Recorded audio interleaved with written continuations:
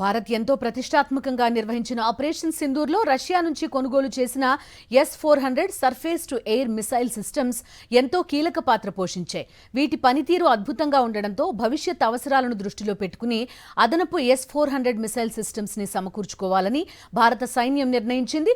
Russia అధ్యక్షుడు ఈ ఏడాది డిసెంబర్లో భారత్లో పర్యటించబోతున్నారు. ఈ సందర్భంగా S-400ల కొనుగోలు గురించి పుతిన్తో మోదీ చర్చించబోతున్నట్టు సమాచారం.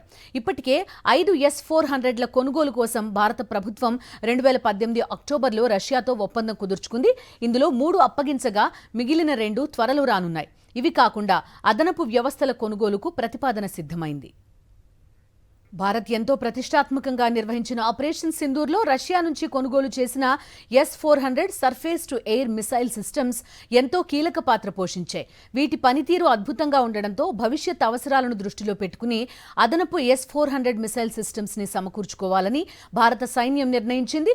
రష్యా అధ్యక్షుడు ఈ ఏడాది డిసెంబర్లో భారత్లో పర్యటించబోతున్నారు. ఈ సందర్భంగా S-400ల కొనుగోలు గురించి పుతిన్తో మోదీ చర్చించబోతున్నట్టు సమాచారం. ఇప్పటికే 5 S-400 కొనుగోలు కోసం భారత ప్రభుత్వం 2018 అక్టోబర్లో రష్యాతో ఒప్పందం కుదుర్చుకుంది. ఇందులో 3 అప్పగించగా మిగిలిన 2 త్వరలో రానున్నాయి. ఇవి కాకుండా అదనపు వ్యవస్థల కొనుగోలుకు ప్రతిపాదన సిద్ధమైంది.